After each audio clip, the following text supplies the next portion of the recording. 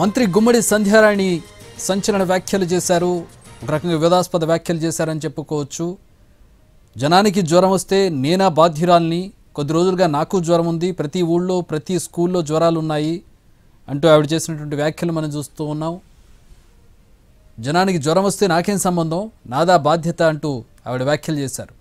ప్రతి ఊళ్ళో ప్రతి స్కూల్లో జ్వరాలు ఉన్నాయని, తనకు కూడా కొద్ది రోజులుగా జ్వరం ఉందని తాను బాధపడుతున్నానని సంధ్యారాణి అన్నారు. చిన్నపిల్లల ఆరోగ్యంపై రాజకీయం చేస్తారా అంటూ సంధ్యారాణి ప్రశ్నించారు. చిన్నపిల్లల ఆరోగ్యం మీద రాజకీయం చేసిన దౌర్భాగ్య పరిస్థితికి వచ్చేసారండి. ఎందుకంటే వాళ్ళు ఎవరిని పట్టించుకోవట్లేదు. వాళ్ళు ఎందుకంటే వీళ్ళని ఎవరు పట్టించుకోవడం లేదు. వీళ్ళు అసలు ప్రతిపక్షం హోదా వాళ్ళకి లేదు కాబట్టి ప్రతిపక్షం ఉందా అని ప్రజలు మర్చిపోయారు.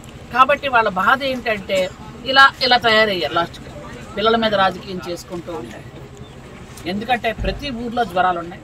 ప్రతి ఊర్లో అంటే నాకు తెలిసి ఆంధ్రప్రదేశ్లో ఉన్న ప్రతి స్కూల్లో కూడా పిల్లలకు జ్వరాలు ఉన్నాయి. అది సోషల్ వెల్ఫేరా, ట్రైబల్ వెల్ఫేరా, బీసీ వెల్ఫేరా, లేదా నార్మల్ స్కూల్స్ అందరికీ జ్వరాలు. పిల్లలకి జ్వరమో, జాండీసో, జలుబో, దగ్గు ఏదో ఒకటి. నేను కూడా గత 1 వీక్గా ఫీవర్తో బాధపడుతున్నాను. అంటే ఏమనంటే ఈయనంటాడు ఎంత దారుణం అంటే మంత్రి ఏం చేస్తుంది, గాడిదలు కాస్తుంది అని అడిగాడు జగన్మోహన్ రెడ్డి. అంటే ఇంతకు పూర్వం ఆయన ఏం కాల్సి ఇవ్వడం అని నాకు తెలియదు. కానీ అంటే ఎవరికైనా జ్వరం వస్తే అది మంత్రి బాధ్యత నాకు తెలియక అడుగుతున్నాను. ఎవరికైనా జ్వరం వస్తే అది మంత్రి బాధ్యత.